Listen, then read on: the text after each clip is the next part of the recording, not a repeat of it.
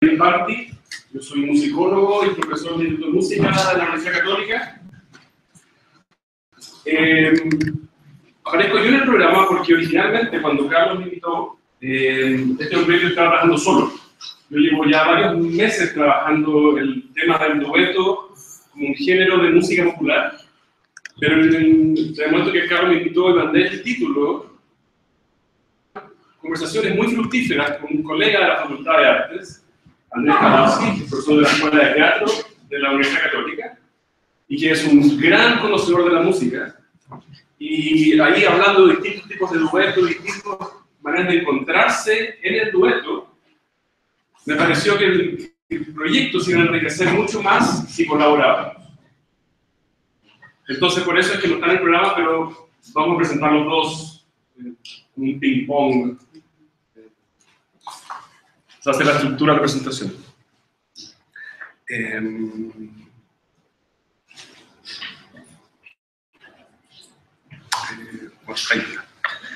Y el foco es el dueto, no como Simon and Garfunkel, no el grupo de música dueto, o Sonny y Miriam, sino la canción. Cuando una canción hay un encuentro de dos voces. Entonces, algunas preliminares. La canción pop, como se conoce y como se escucha en la radio generalmente, es en la gran mayoría de los casos monológica. En ella, un vocalista expresa sus emociones, su visión, su perspectiva. La canción pop es, desde una perspectiva teatral, un monólogo o un soliloquio musicalizado. El maravilloso potencial del monólogo musicalizado para expresar una subjetividad individual fue primeramente reconocido a final del siglo XVI en Florencia. No es una exageración decir que esta nueva estética musical que se generó ahí en Florencia, lo que llamaron monodia, ha dominado la música occidental hasta nuestros días. En la música popular mediatizada, especialmente a partir de la segunda mitad del siglo XX, la canción con un y solo un cantante ha dominado ubicuamente toda la música que se escucha en la radio. El tipo de canción que abordaremos hoy es aquel que se conoce generalmente como un dueto, a saber, una canción en la que colaboran dos cantantes principales o solistas. Entonces estamos dejando fuera un cantante como las girl groups, un cantante con un grupo atrás que la acompaña. Más específicamente, nos interesa poner en juego la definición de dueto que da la filósofa italiana Adriana Cavarero, en su libro A muchas voces, hacia una filosofía de la expresión vocal. Cavarero define el dueto como un llamar y un responder, o mejor, una intención recíproca de escucharse. Entonces queremos cuestionar, y esto lo vamos a hacer de dos perspectivas distintas, ¿cuándo en un dueto se escucha uno al otro? ¿Y cuándo no? El dueto dialogal, en que las dos personas dialogan en la música pop, es relativamente inusual. La gran mayoría de las canciones que uno escucha como a dos voces, y uno conoce como a dos voces, no presentan diálogo. Entonces vamos a partir por esas. A este dueto, que es parecido a lo que Freud llamaba sería un joint speech en música, hay aquí un término musical que es homofonía. Homofonía es cuando hay dos personas que cantan, o dos instrumentos, y que tienen ritmo idéntico. Pueden ser notas distintas, pueden estar armonizando, pero en ritmo van juntos. Hice ese dibujo para mostrarles que van en movimiento paralelo. Quiero mostrarles un par de ejemplos de cómo suena esto. Uno de los ejemplos más clásicos en el rock and roll temprano son los Everly Brothers, que eran dos hermanos que armonizaban maravillosamente, y en la gran mayoría de sus canciones cantan como uno. Y suena así. I bless the day I found you. I want to stay around you. And so I beg you,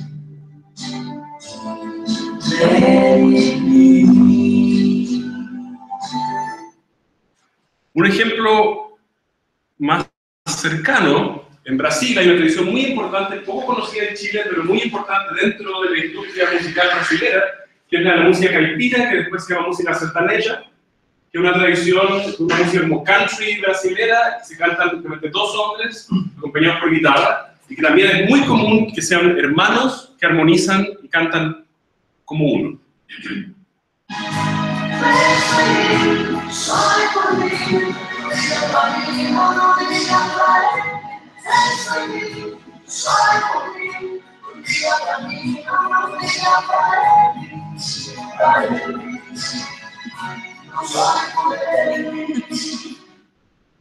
Entonces, el ideal en este tipo de duetos homofónicos es que las voces se fundan y suenen como una.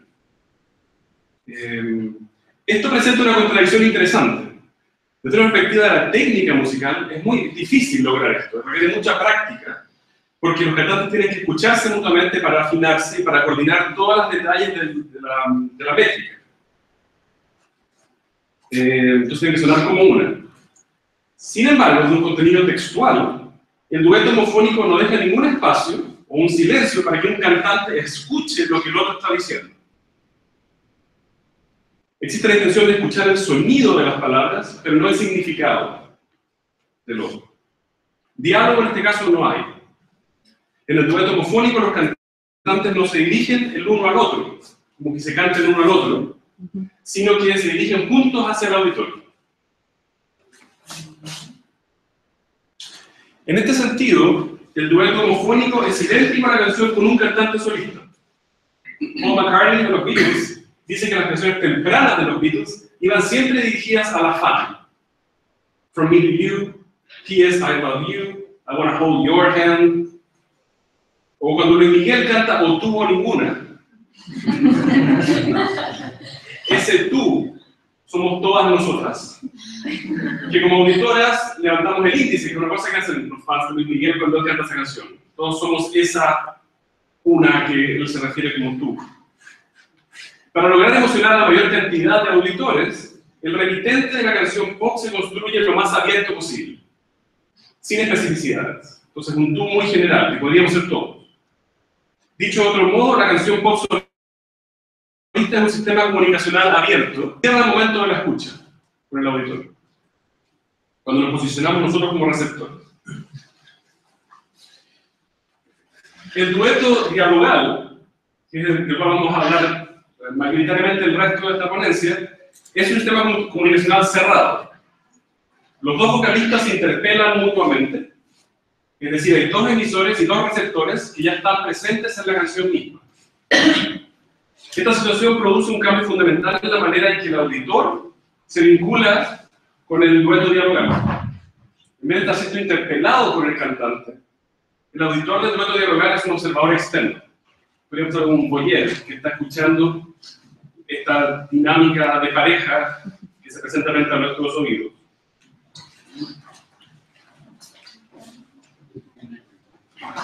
En el libro de Roland Barthes, Fragmentos del discurso amoroso, el libro en su mayoría trata sobre el discurso de un amante hacia el otro.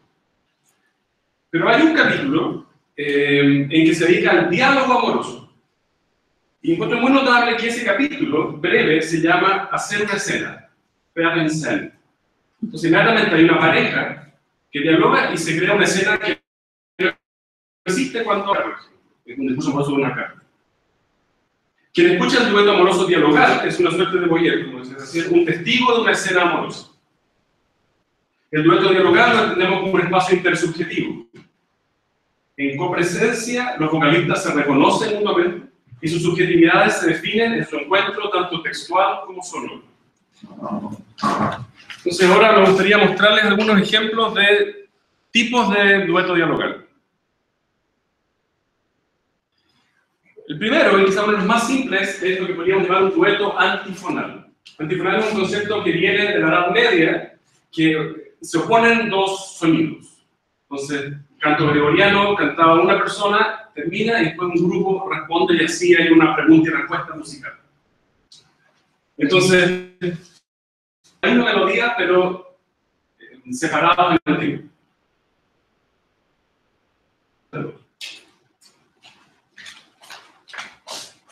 Una canción que le fue muy bien en San Remo, del año 92, que puede ser que la reconozca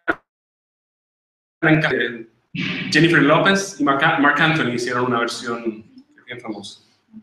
Mi vita che piangi di felicità e perché non mangi non mi va. Dite che stringi forte le mie mani e con quei pensieri ti allentami. El dueto antifonal es generalmente usado en situaciones de conflicto o desamor. Es precisamente la ausencia de canto simultáneo, joint singing, lo que da una señal de que no hay acuerdo entre las partes. Pimpinela es un ejemplo muy clásico del cual Andrés va a hablar más adelante, en que están peleando la pareja y rara vez cantan juntos. Es decir, olvídame y pega la vuelta, dímelo delante de ella, son canciones en que no hay acuerdo entre las partes. Hay un ejemplo que considero muy importante, que es una canción del año 69 de Serge Gainsbourg con Jane Birkin, que aquí tampoco hay un momento de que ellos canten juntos. Entonces me gustaría que lo escuchen primero, después quiero decir algo sobre esta canción.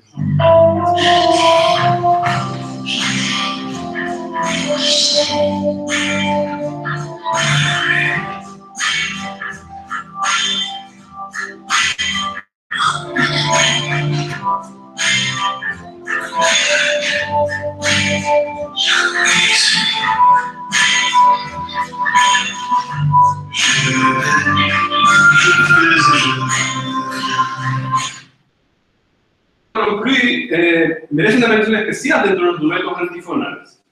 Gainsbourg, el compositor, explica que su intención era, cuando la creó en el año 69, crear una canción no sobre el amor, sino sobre el sexo sin amor. Jane Birkin, por su parte, ha dicho que Gainsbourg deseaba representar una relación sexual perversa. Él la hizo cantar en un registro muy alto e incómodo, para que sonara como un niño de coro. Aunque ella gime durante toda la canción y cada vez con mayor intensidad, Gainsbourg se mantiene emocionalmente distante y en control. El inteligente hecho es que él la está estimulando mientras ella canta. En cualquier caso, la ausencia de amor es reflejada por la ausencia de canto simultáneo. La gran mayoría de los duetos dialogales están entre sus dos extremos. Secciones homofónicas, secciones antifonales de pregunta y respuesta. Los homofónicos generalmente llegan al estribillo, en el coro de la canción. En cuanto a posibilidades afectivas, el tipo de dueto mixto es el más rico, ya que permite expresar dos subjetividades independientes que encuentran un acuerdo y logran algo común en el coro.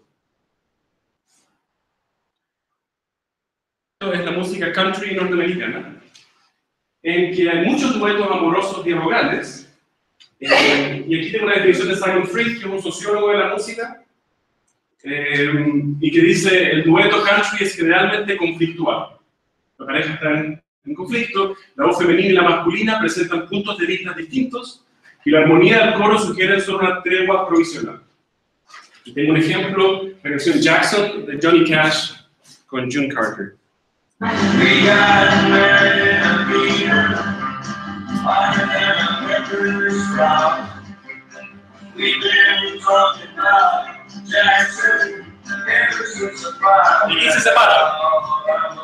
Jackson, I'm gonna mess around.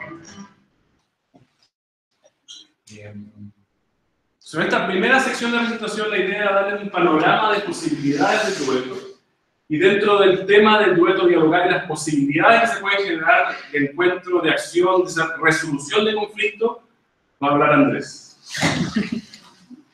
Quisiera partir recalcando una obviedad, y es la velocidad y la profundidad con la que las canciones del pop afectan nuestras emociones. No sé si a ustedes les pasó, yo soy una persona particularmente sensible, pero todas estas canciones que además uno las conoce de antes, muy rápidamente pueden setear un estado emocional.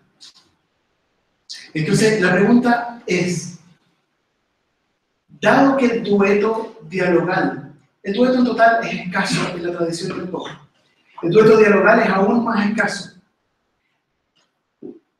¿Es el dueto dialogal además un dueto dialógico? Que suena como un truco de vendedor de auto usado, pero vamos a... Entonces, si vamos a avanzar.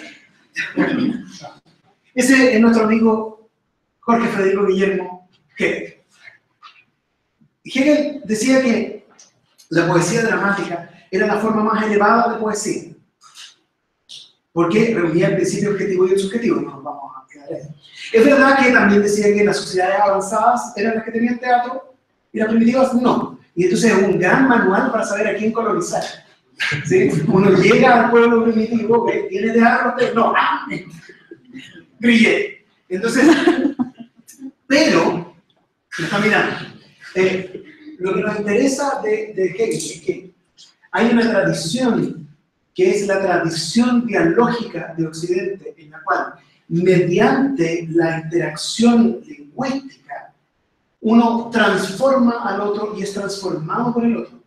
Y eso desarrolla la acción, y eso está a la base del teatro, por supuesto, pero también, y por eso está aquí nuestro amigo Hegel, que cree que esto no se aplica solo a las interacciones verbales, sino que se aplica a la historia. ¿Sí? Porque la dialéctica es producto de la interacción. O sea, la pregunta es, en estos duetos en que se expresa conflicto, ¿existe diálogo? Diálogo verdadero, diálogo que transforma al otro, que hace avanzar la acción. Por ponerles un par de ejemplos de teatro para que tengamos a la vista la tradición de la que viene la cultura occidental. En Ifigenia en Aulide, de Eurípides, Agamenón convence a su hija Ifigenia de permitir que la maten para que él pueda guiar el ejército de los aqueos a Troya. ¿Sí? Es un cambio de opinión más o menos relevante. No quiero que me maten, bueno. Después, ese es un ejemplo interno. Un ejemplo externo estaría en El Mercader de Venecia. Todos ustedes saben, en El Mercader de Venecia hay un personaje judío, Shylock. La obra originalmente está pensada para burlarse de los judíos, ¿sí? Pero la escritura de Shakespeare está suficientemente equilibrada argumentativamente, de tal manera de que desde muy temprano en el siglo XX, esa misma obra se usa como una reivindicación ante la opresión judía. La opresión a los judíos. ¿Sí? Entonces, la argumentación está equilibrada y eso permite que uno pueda mirar la escena desde cualquiera de los puntos de vista. Entonces vamos a ver cómo se traspasa esta posibilidad dialógica a algunos duetos en el pop que me parecen, primero, bonitos, segundo, famosos, y tercero, coincidentes en una estrategia de anulación del diálogo. Vamos a pasar el primer ejemplo, pero no pongamos todo. En 1982 colaboraron, ya habían colaborado antes, Paul McCartney y Michael Jackson, supongo que lo ubican, y Flaquito. Algo muy interesante es que la letra central de Michael Jackson es a pedido de Quincy Jones. Quincy Jones le dice, escríbete una cuestión de dos hombres que se disputan el amor de una mujer. Y se ponen con Paul McCartney a ver dibujos animados, mientras Michael escribe la letra. La estructura de la canción es dialógica, es decir, no es solo que las voces se alternan, sino que hay composicionalmente dos puntos de vista distintos que están en conflicto y expresan su disenso. Ahora, lo que a mí me parece muy interesante en este caso es que, a pesar de que cada uno de ellos se atribuye la propiedad de una mujer, no solo el amor, porque la canción se llama The Girl Is Mine, ¿sí? Como lo que decía después Sergio Dalma, esa chica es mía. Pero Sergio Dalma es más prudente, decía, casi. Ellos, en cambio, están seguros, porque son Michael Jackson y Paul McCartney. Entonces, The Girl Is Mine. My mind.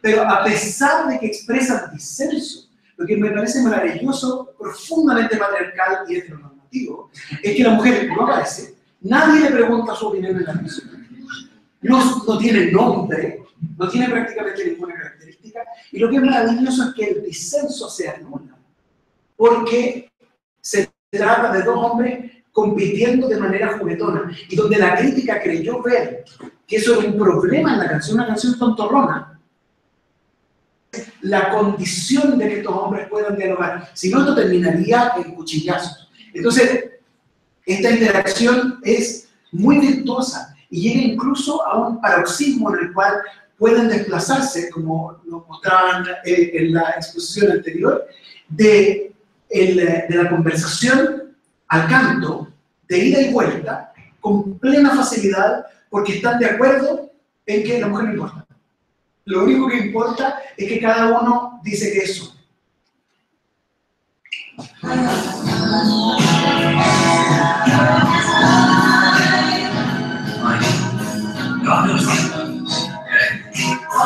I think I told you. I'm a lot of nice player. She told me that I'm the forever love you, don't you remember? Well, she said she didn't know. That was she said. She said, you keep your memory. I don't believe it. I love. No sé si logran captar, es muy difícil si uno está jugando sobre una base musical con otro intérprete, lograr ese nivel de fiato en un diálogo improvisado que retoma la canción. Entonces es muy interesante cómo esto es aparentemente dialógico y se alcanza a expresar un conflicto, pero la condición de la canción pop es que ese conflicto no se mueve, ese conflicto no se toca. ¿Sí? Esa es una primera estrategia muy frecuente en los duetos del pop. Una segunda estrategia, vamos a verla, es idéntica en dos ejemplos, aunque próximos en el tiempo, muy distintos en estilo y en sistemas de circulación. En 1984, Pimpinela sacó un single. La cara A era Olvídame y vete a la vuelta, la cara B era Dímelo delante de ella. Eso es achuntarle con un single. Olvídame y pega la vuelta. Se trata de una relación de pareja. La mujer parte cantando y parte diciendo que hace 2 años y un día, porque parece que es una condena, ¿sí? Hace 2 años y un día que viene sin ella setea el diálogo, ella establece la situación de negociación y irrumpe el hombre, pero el hombre irrumpe ante la pregunta de ella. Eso es muy interesante. Él no llega hablando, ella le dice quién es, antes de que él haga nada. Nosotros suponemos que él abrió la puerta y trató de entrar violita, así como, ¿quién es? Todos conocemos a quién soy yo, que venimos a hablar. Lo que es muy interesante aquí es que hay primero, ella es la dueña de la canción. Ella canta mucho más que él. Ella abre la canción. Pero además, ella va progresando y él solo es capaz de repetir. Y ella no se mueve nadita de su primera reacción, que es, no quiere moverse.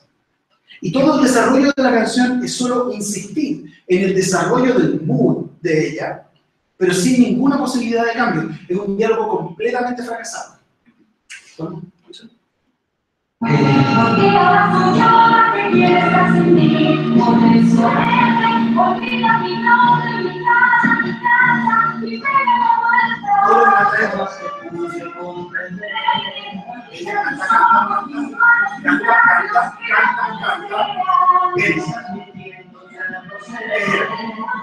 Y cada vez más agudo.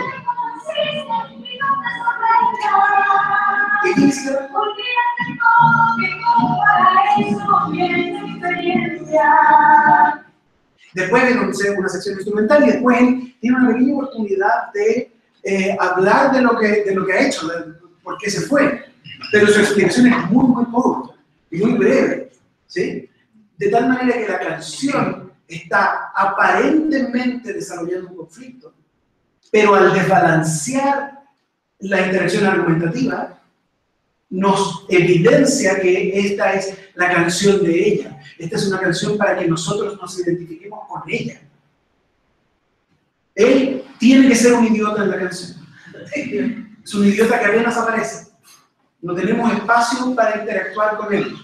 Entonces, es una canción aparentemente dialógica, pero es solo dialogar. Otro ejemplo, bien distinto. Esta es una... Pide que vuelve. Pide que vuelve.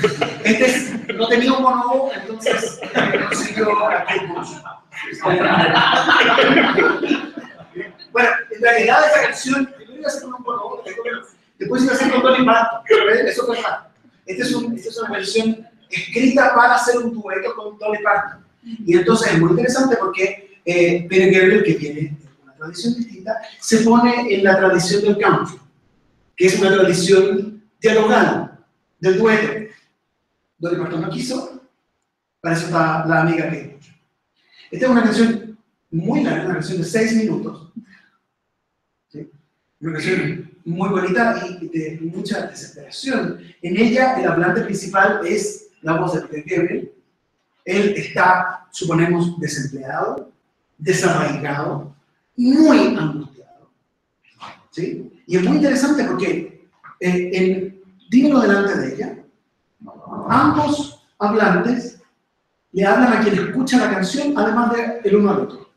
En ese sentido, no somos voyeurs de la escena, somos parte estructural de la escena, porque, como le decía el otro día a Daniel, cuando uno hace una escena, uno necesita público.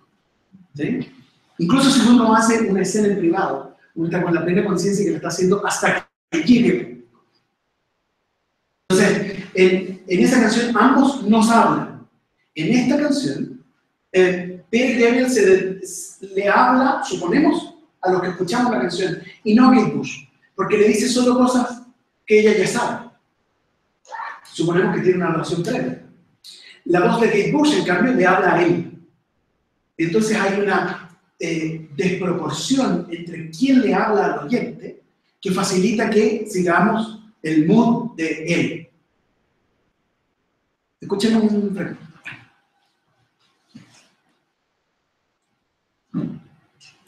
Now I left the summer seats. I am a man in dreams, I changed my face, I changed my name, but no one wants you when you lose. Don't give up, 'cause you have.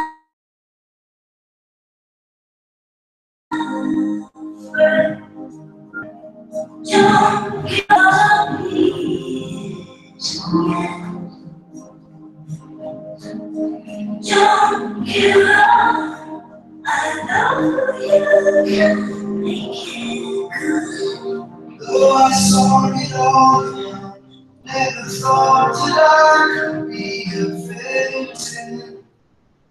No sé si alcanzaron a escucharlo, pero ella trata de consolar. Él dice, mis sueños me abandonaron.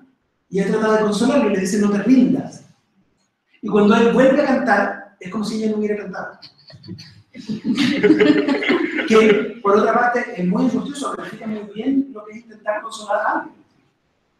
Como ella no puede decirle, aquí tienes un trabajo.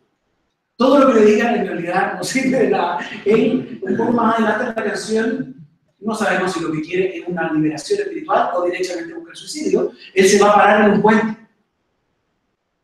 ¿Sí? Entonces, ella está continuamente tratando de decirle, pero no te rindas, no te rindas, no te rindas. Es lo único que ella puede decir. Mientras él desarrolla lo que ocurre. De nuevo, entonces, a pesar de que hay un conflicto y que hay interacción dialógica, no hay interacción dialógica, son incapaces de transformarse el uno al otro. Al punto que en este caso ni siquiera se transforman musicalmente. Uno podría sacar todas las partes de ella y él sigue igual, él está angustiadísimo. No cambia de tono, no lo cambia de ritmo, no le hace nada. Y la canción radica su poder justamente en el desequilibrio entre los hablantes. Entonces pasa algo raro en el pop. El pop viene de una tradición individual. Antes de la Florencia, viene de la Elocucio Doctorta y viene de Petrarca. Viene del hablante solitario en el cerro. Pero nuestra tradición artística en Occidente es la tradición de lo dialógico. Es verdad que existen interacciones dialógicas en canciones que vienen de los musicales, pero eso es trampa, porque eso es una escena que después se convierte en un producto como canción. Es muy curioso y yo todavía no sé bien por qué, que la tradición del pop no haya sabido elaborar un diálogo que se transforma. Hay algo en el pop que necesita una cierta estasis. Curiosamente, si vamos a canciones narrativas, por rápido, porque Daniel me dijo que no use Arjona como ejemplo, pero el country tiene largas narraciones. Arjona tiene narraciones largas. Pasan muchas cosas, pero el mood permanece. Mientras que el riesgo del diálogo es el riesgo de la transformación. Hay algo en el pop que impide la transformación o al menos lo dificulta.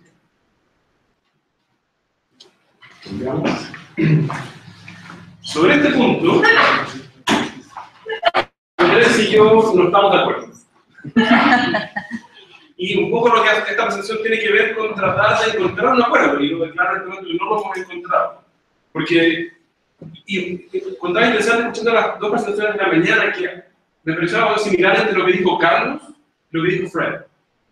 Porque Fred hablaba, el speech era esencial, en que se encuentren el texto. Ese es el momento en que se arma algo especial. Y Carlos nos decía, no solo cerebro, yo veía el texto como una extensión del cerebro. ¿Dónde quedan las interacciones que no son? Que la gente se coordina y marcha junta. A lo mejor no está chanting junta, pero en una manifestación se coordina y empieza, se arma así. Es una conexión que no es de speech, pero se arma con dos sujetos. Entonces, yo empecé a pensar en qué... Ok, estoy de acuerdo con Andrés que la mayoría de canciones pop, en términos de texto, a diferencia de una obra teatral, no progresa la acción, no son dialógicas. Pero estamos hablando de una canción que en eventos musicales, de qué manera quizás cosas que no son textuales pueden generar diálogo. Y eso. Y si se puede resolver un conflicto de manera no verbal. Y eso, yo empecé a pensar qué animales dialogan, ¿ya? Y hay algunos casos muy hay un buen número, no son muchos dentro de la diversidad animal, pero hay dos que yo considero que son muy, muy potentes. Este es el wren, se llama, de hecho el directivo del Papa se llama Happy Wren, como el wren feliz. Y capaz que es feliz porque tiene con quién hacer un dueto, ¿ya? Es muy notable en la naturaleza que los animales, esto es como uno de los dos ejemplos que voy a dar, los animales que hacen duetos son animales o monógamos o que tienen parejas estables por mucho tiempo. Entonces, los animales no hacen duetos cuando al encuentro, sino cuando ya tienen una pareja estable. Y aquí tengo un ejemplo sonoro. Este diagrama es bien útil, porque es una partitura del Happy Wren haciendo dueto. Entonces, la hembra canta lo azul y el macho inserta hasta en árboles distintos, es un pájaro tropical, inserta el canto, entonces es un dueto antifonal, en los espacios que deja la hembra. Y este estudio, el Experimental Study of Duet Integration in the Happy Wren, lo que hicieron es muy interesante, que grabaron un dueto de una pareja. Y después, tecnológicamente, borraron al macho. Y después fueron y reproducían el sonido de la hembra a ver si el macho iba a responder. Lo hace, ¿cierto? Y después empezaron a jugar con el tempo. Cuán rápido canta la hembra, y el macho instantáneamente se adapta y canta más lento o más rápido para coordinarse. Tienen un registro idéntico, a diferencia de hombres y mujeres, no tienen una diferencia en el registro de macho y hembra, entonces cuesta un poco distinguir. Quizás lo más notorio es que el canto del macho es más parecido, entonces va a sonar como una repetición. Aquí se reproduce 2 veces, dura 11 segundos, pero se escucha 2 veces.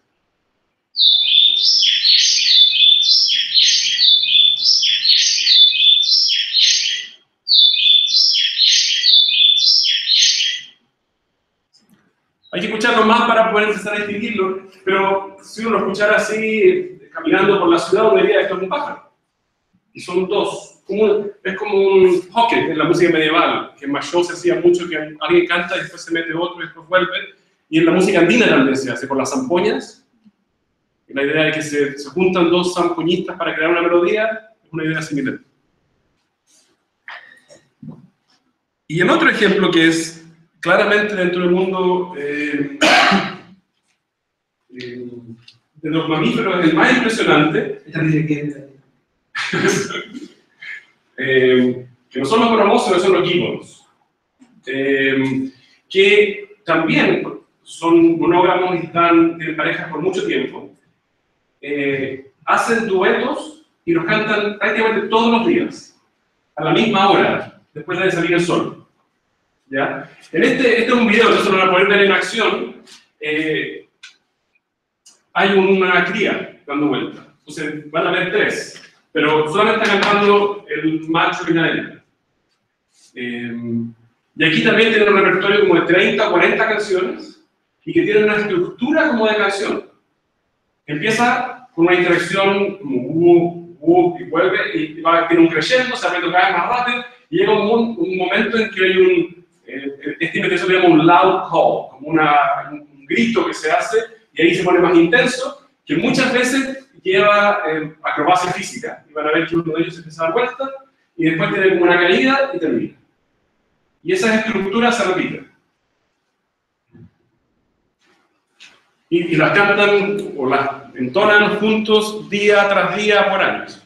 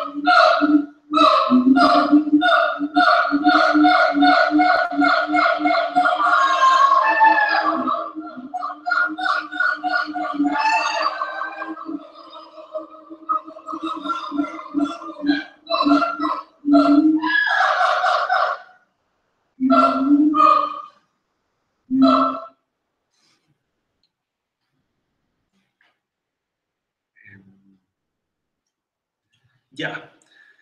Entonces, quiero cerrar mi parte con un ejemplo de un dueto dialogal en que el acuerdo, la acción o la resolución no es verbal.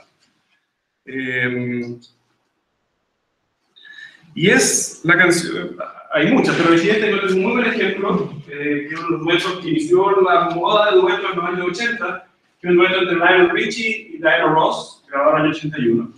Y fue hecho por una película que se llama Endless Love. Una película con Bruce Shields, que una película bien mala. De la película no se acuerda nadie, pero la canción se toca todos los días en los radios alrededor del mundo. Menciono la película porque es una canción de amor adolescente y que se les ocurrió a los productores de la película reproducir eso a nivel de canción. Entonces, que sea un dueto también de la pareja. Es divertido, diría yo, que la pareja que canta de adolescente no tenía nada. Si Taylor Ross tenía como 45 años cuando lo grabó. Y Lionel Richie tenía como 32, tenía como 10 años menos, pero no eran adolescentes. Pero juntos logran evocar muy potentemente una dinámica de amor adolescente. Y de un eroticismo muy fuerte, que diría que en la letra no está. Y una canción que va escalando en su contenido erótico, y diría que la letra no lo sugiere para nada, o muy poco. Y diría que esa progresión, ese diálogo erótico, se genera a un nivel solamente musical. Y quiero comentar ahora que tiene una resolución. Entonces, estas son las dos primeras estrofas. Y en la primera estrofa él canta las primeras dos líneas y ella responde las dos. Y después empiezan a cantar esto como una mezcla entre homofónico y antifonal y armónico. Entonces el ejemplo, primero les quiero reproducir La segunda estrofa.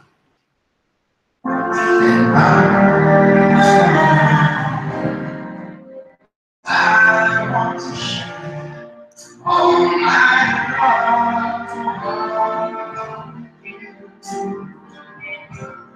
No one else.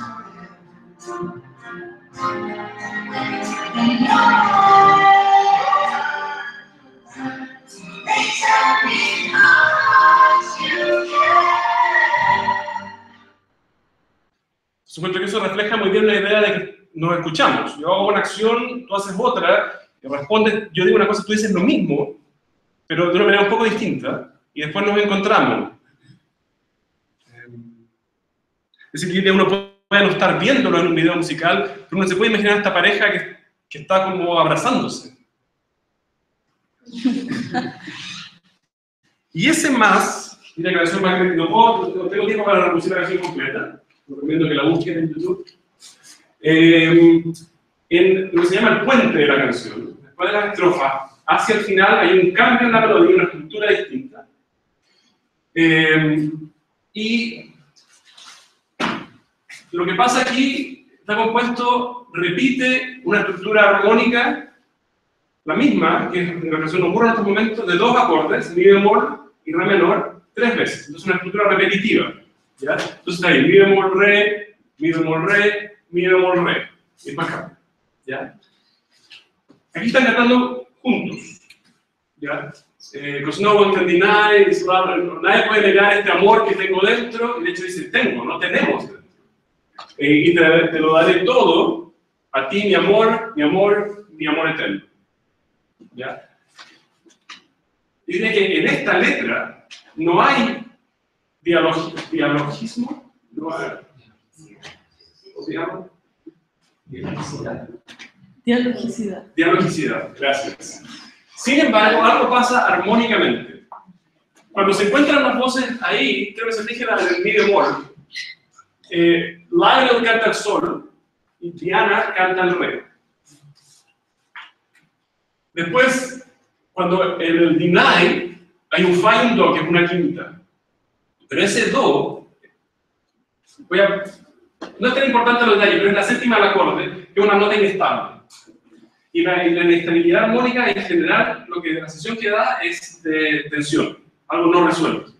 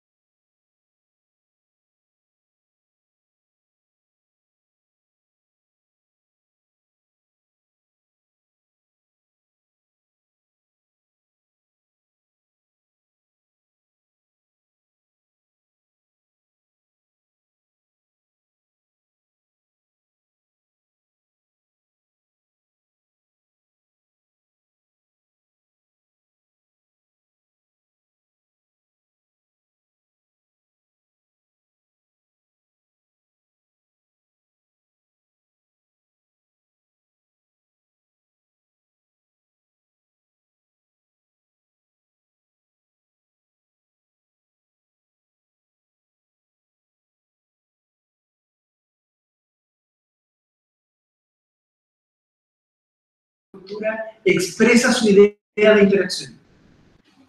La segunda razón, y es porque nosotros queremos movernos de la estructura de la escena dramática a una tradición performativa, porque queremos ver cómo se interactúa en el pop, es porque estos son espacios normativos. Cuando nos quiebren el corazón, la próxima vez que les quiebren el corazón, ustedes van a ir, la próxima vez que los despidan, van a ir a escuchar a Tigre Quiete.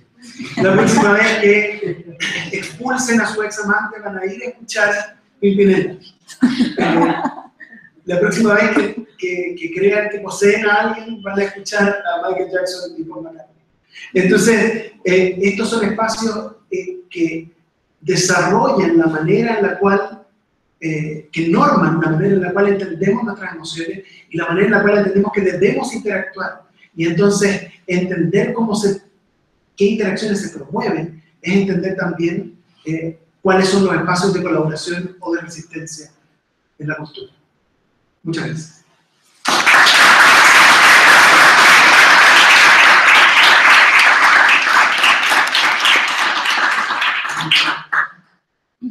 ¿Preguntas? ¿Alguien? ¿No? Yo tengo una pregunta, bueno, pensándolo de la manera en que ustedes lo proponen, la dialogicidad o el diálogo se pone entre los que cantan o quienes cantan. Pero también me parece que una parte muy importante del pop en particular, o como de la música masiva, tiene que ver con las relaciones que se producen entre quien canta y los que escuchan. O sea, los grandes conciertos son cuando el público como que responde en una como tremenda...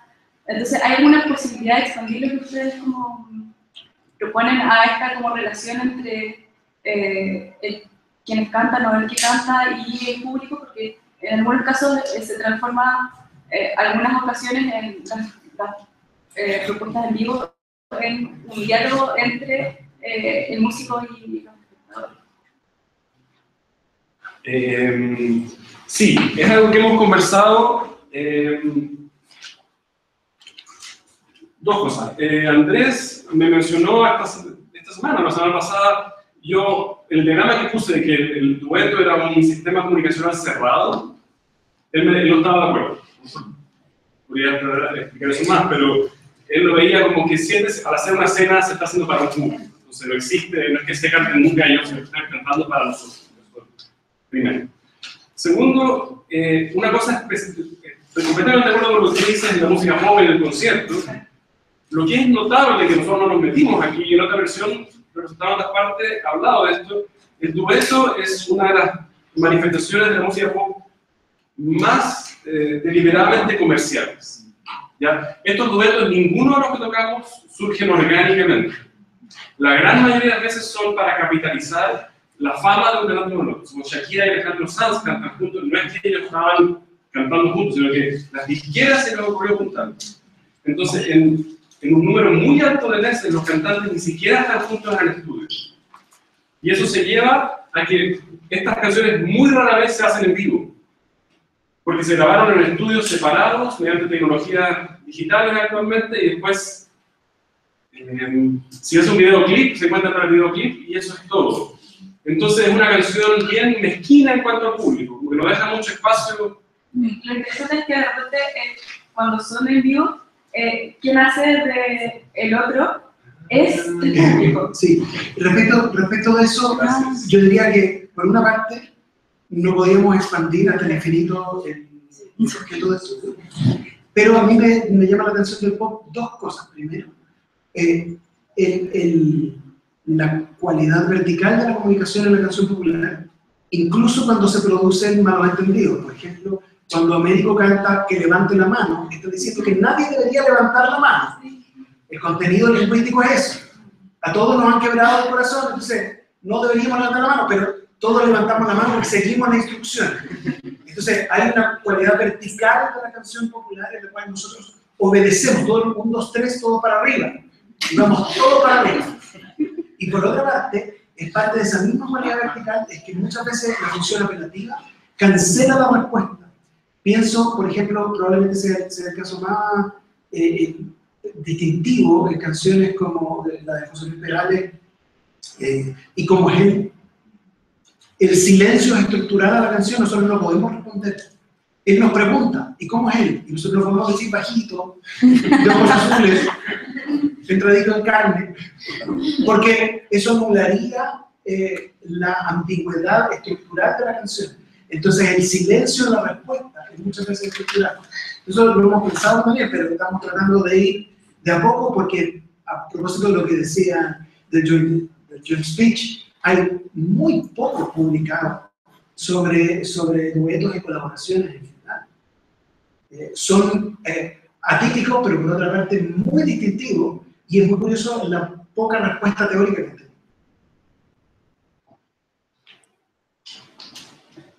Yo una pregunta que quizás me viene al baño al principio, como, ¿qué implicaba las posibilidades de dialogicidad como puntos de vista que deben ser posibles como de ver en el dueto como en términos del texto, en el sentido de que difieren o sea, porque como, no sé, esa típica canción como de David Bowie con Queen, como no necesariamente hay divergencia en el sentido de conflicto de ideas, pero sí hay algo así como un complemento, y que el complemento no necesariamente anularía la dialogicidad. Sí, eso es quizás como... Tú como Fede crees en tú mi complemento, mi media naranja.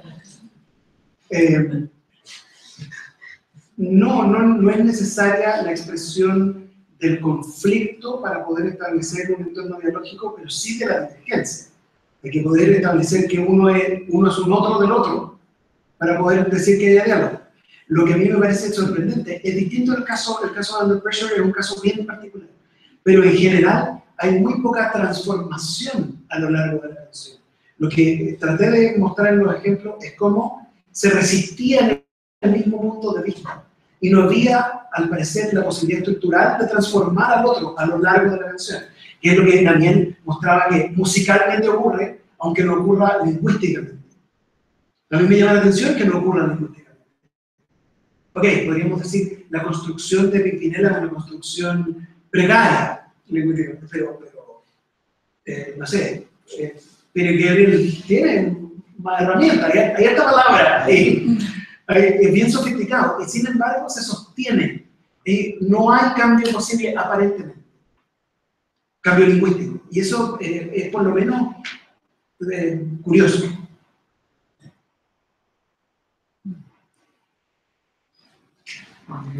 Bueno, me encantó lo que ustedes han mostrado y me parece que me llama mucho la atención cómo estas manifestaciones que son deliberadas, que son pensadas, que hay una composición artística, ¿no? Se establecen estas sincronías y desincronías, por ejemplo, a veces entre el contenido del texto y el contenido armónico, por ejemplo, que pueden ir coordinados todo en un espacio, ¿no? Y me pregunto, aprovecho de preguntarle a ustedes que están más desde dentro de esto, en la Facultad de Arte, ¿cómo estas representaciones que aparecen aquí les parece a ustedes que están enraizadas en lo que hacemos en el día a día? De alguna manera, estas composiciones tienen algo de distinto del día a día porque son deliberadas, pero también vienen de ahí. ¿En qué medida te parece, bueno, cualquiera de los dos, que estos encuentros y desencuentros que aparecen en estos distintos niveles de descripción están enraizados en una experiencia cotidiana o en lo que somos como personas? Una pregunta grande. Claro, es una de las razones para estudiarlo, yo creo, porque efectivamente da, a la vez modela y da cuenta de una interacción cotidiana la canción popular. Quiero decir, yo supongo, pues, quizás es porque yo trabajo como guionista y como dramaturgo, pero yo he tenido la sensación en una discusión de pareja cuando alguien dice algo que no debería para la escena. Y que es lamentable, me da ganas de que empecemos de nuevo, pero no se puede. Pero quiero decir, puede que sea mi particular reflexión, pero tenemos la idea de que las cosas ocurren como una escena, y que es de alguna manera una forma de perfección, incluso de lo malo. Entonces son normativas, pero efectivamente también emergen de experiencias que compartimos, si no, no tendrían el alcance que tienen. A mí me ha pasado una transformación haciendo esta investigación. Yo tengo un proyecto de Fondesit sobre música y género y sexualidad. Se me interesaba el proyecto como un caso paradigmático en que interactúa principalmente un hombre y una mujer, y en el cual heteronormativo eran, qué tipo de roles se podrían ver en cuanto a la música, cosas como esta. Es decir, porque quién canta la tónica, o quién canta la melodía y quién armoniza, es muy distinta a la dinámica. Por ejemplo, quien se ecualiza más fuerte, se le da más volumen, alguien tiene la voz y alguien está como acompañando. Se me interesaba ver eso. Pero a medida que empezó a crecer mi corpus y empecé a escuchar cientos de duetos, me empecé a dar cuenta, me fui como decepcionando. Porque volví a esta idea de lo industrial del dueto.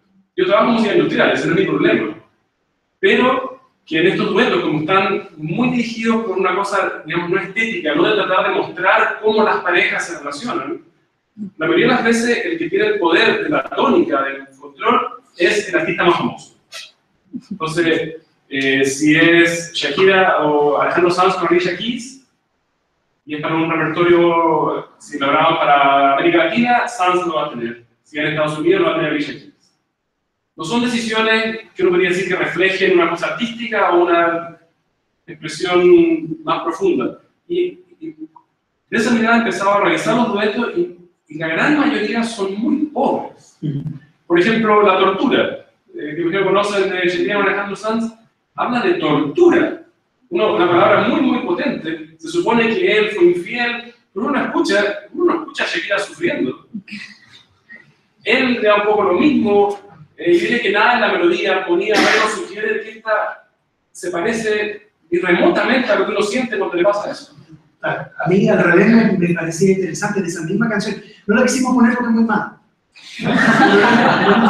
Es que de verdad es un aspecto que no consideran. Pero por ejemplo en esa canción la lección heteronormativa reconoce su falta y pide perdón y ofrece, dice, yo sé que no he sido un santo pero lo puedo arreglar, amor. Esa es curiosamente la entrada del coro y es el momento del más vacilón. Entonces es curiosamente lo que debiera ser el centro dramático de la canción es lo menos grave. Entonces es una canción que está desde esta lógica industrial reforzando un estereotipo bien feo, que es la idea de que las mujeres sufren pero es un sufrimiento mentira y los hombres son infieles pero hay que dejarlo porque eso produce vacío.